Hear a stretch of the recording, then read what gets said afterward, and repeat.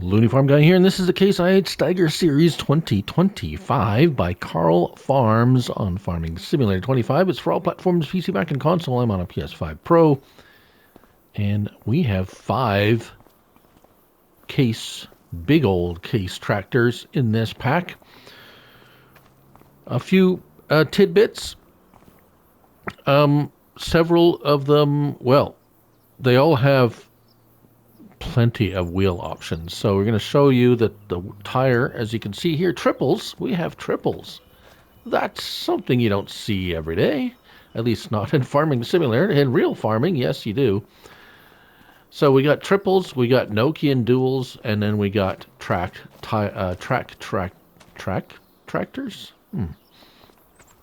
All right. So where are they all? They're all in large tractors. So all 5 of them, yes, 5 new tractors or 5 Steiger tractors, 2025 model year, it would suggest. Starting at $435 up to $735,000. We'll take a quick gander at them all, but we're going to skip over. We're going to go through this one in fair bit of detail. And then we're just kind of because they all have the same options mostly, except for maybe engine options. And we'll go through those. We start with the 467 with either the power shift or CVT transmission, and this will vary depending on the power. 522 in both, 550 in both, and then back to the power shifts. So 550 horsepower. There, wheel brands Lizard. So we have Lizard in the dual narrows to start with, which is cool to begin with. And then we have several spacing, and then we have a spacing option, then triples, then more spacing, and then wider triples. We have an LSW style, dual LSWs, wide LSWs, wide LSWs, and then back to there. Trelleborg, similar in many ways with the triples and the so forth and so on. Michelin, again, so we have similar options with the triple. They all have, I want to say all, not all of them, but most of them will have a triple option in narrows.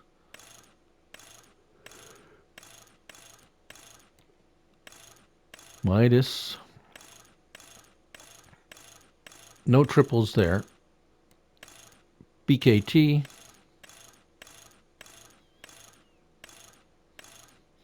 narrow options there. Verdestein,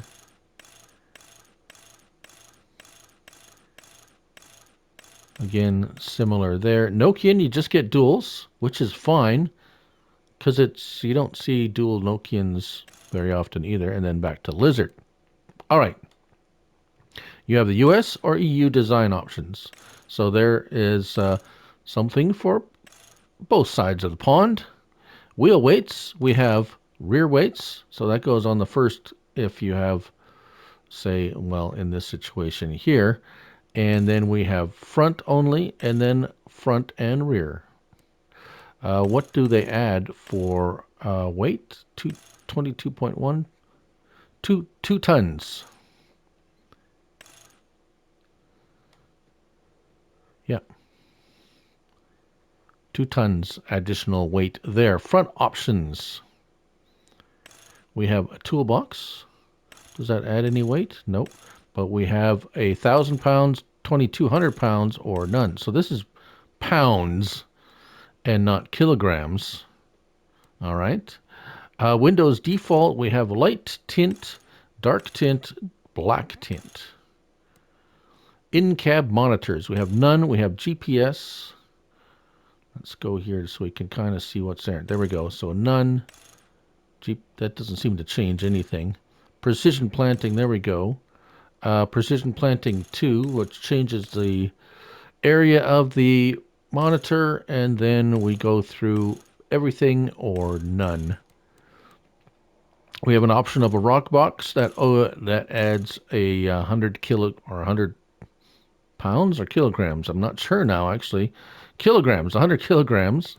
Reverse beep, yes or no. And fleet numbers up to 9. Those will go on the rear fender there. Kind of a nice little spot there for it. Exhaust, we have standard or rain cap. Special edition, none. We have blackout, Steiger green, which is very sharp, or back to the red. Attachers, rear hitch.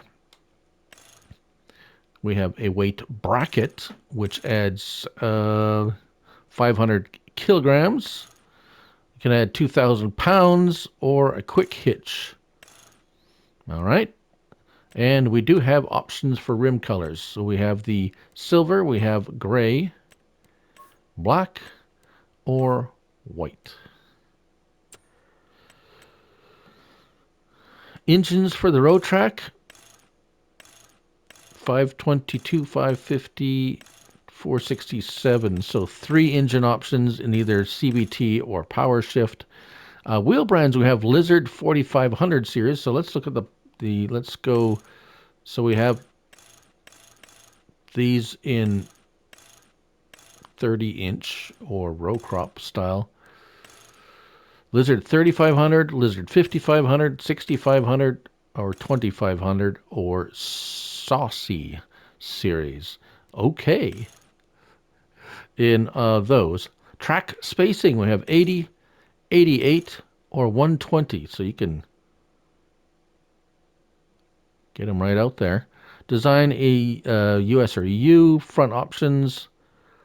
Again, we've seen this before. Toolbox, 2,200, 1,000 or 2,200 pounds. Windows, tint and windows. In-cam monitors are the same. Rock box, reverse beat, fleet numbers, exhaust, special edition, attachers, same. Looking at this, we have our engines of 467, 522, 550, 614, so a little bit more oomph on this one. 656, 699, and only the power shift, not CVT in the 699.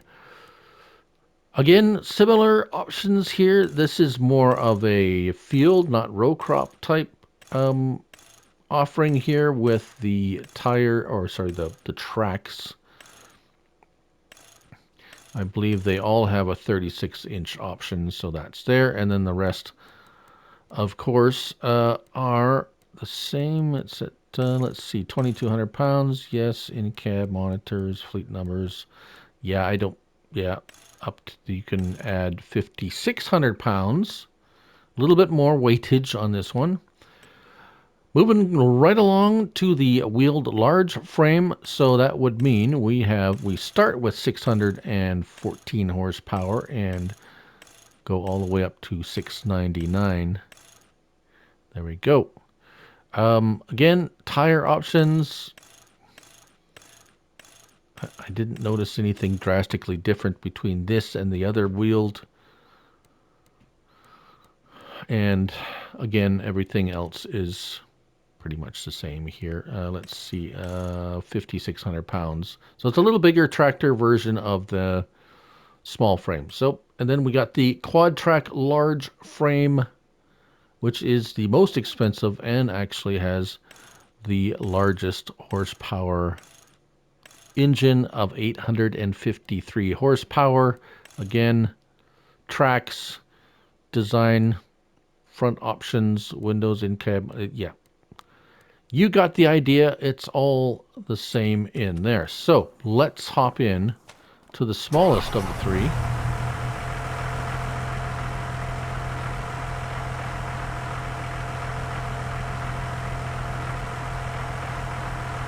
Obviously the US edition here. Very weak horn. All right, we have a few options. Let's go inside. So this are all the monitors I have chosen. Very quiet inside. R1 and right stick up and down. We have wheel tilt. Very nice. L1 and R1. I guess we go inside for that. Oops. There we go. We can swivel our chair.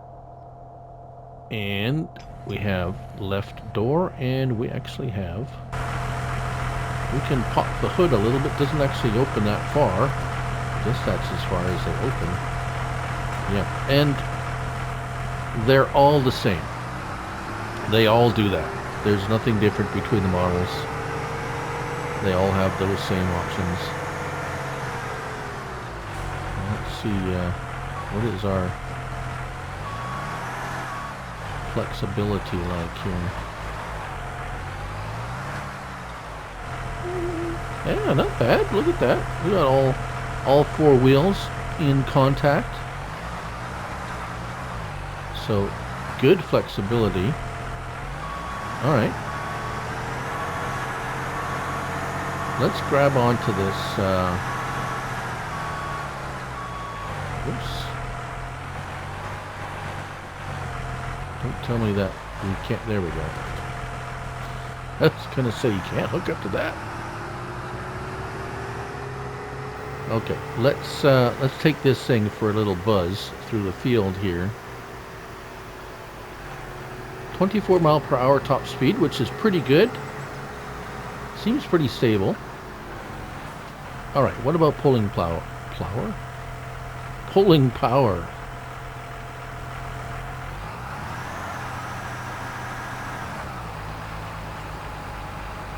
So this implement is rated. I'll show you which one.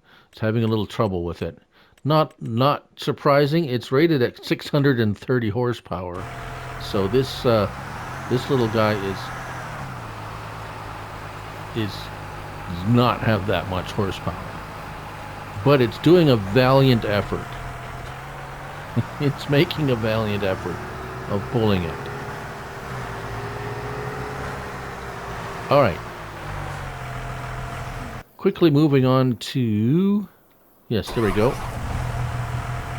So as you can see here, we have the EU version with the 3-point link.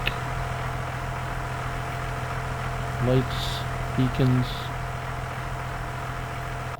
Interior, again, with the tilt. Very quiet inside. Are they really that quiet inside?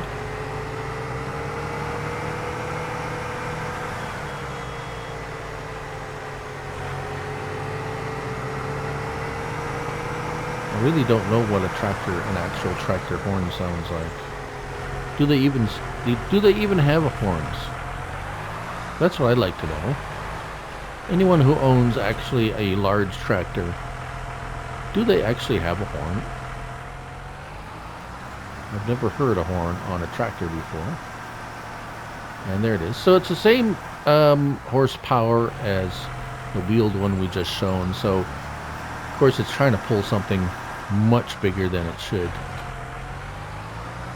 24 mile per hour top speed when traveling. And the green looks really good on it. All right. Moving up in horsepower.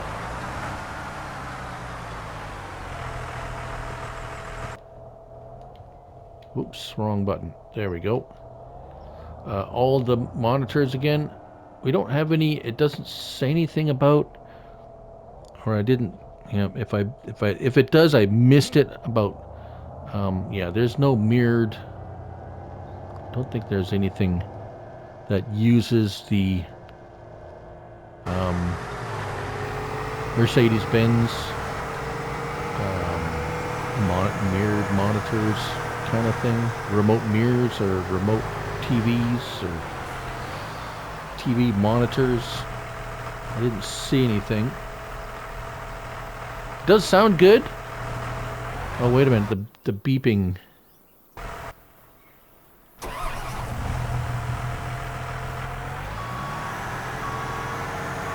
It's very not annoying.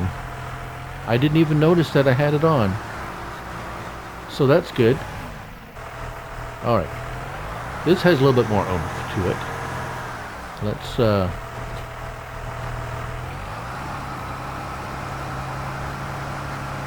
we go. I think that's... Oh, you know what? I didn't check the how fast it's supposed to go. 6 miles per hour. Okay, there we go. So the other ones weren't actually that bad if they were doing 4 miles per hour. 6 miles per hour is, well, we see 7 miles per hour here. So let's swing this back over here. Very smooth. Very smooth operation with the manual transmissions. I didn't even notice it's manual. It shifts like a CVT. All right.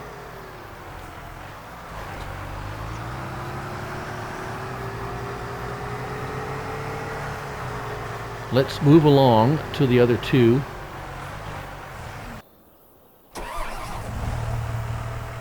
So we'll save the largest one to last. It must be the case calling. My secretary will answer that. All right. How's this for handling? So this is the European spec. Is there anything different inside? I don't think so. I didn't add some of the I didn't add some of the options there for monitors and stuff. All right, let's hook this up. Now we should have no problems pulling this. Yeah, just about instantly up to speed. So yeah, and it doesn't seem to be. Yeah, I've noticed some of the articulated tractors kind of act weird when you're turning and you're putting power down and turning. This is very nice. This is not twisting or doing a weird twisty thing when you're turning. Some of them are kind of annoying like that. This one definitely is not. All right. Finally, whoops. Finally, there we go. Oh, a little bit. Oh, there we go. Nice.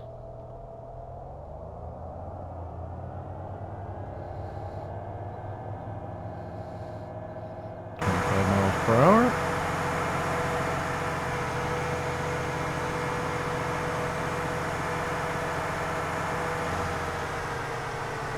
Those beacons look a little bit brighter. Ooh, very responsive. Of course, I have my steering turned way up, so.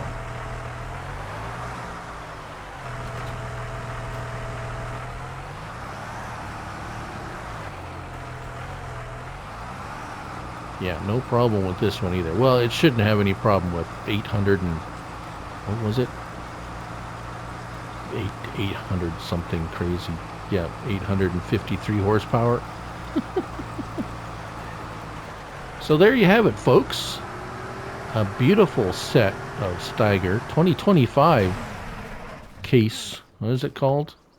Case IH Steiger Series 2025 by KarlFarms.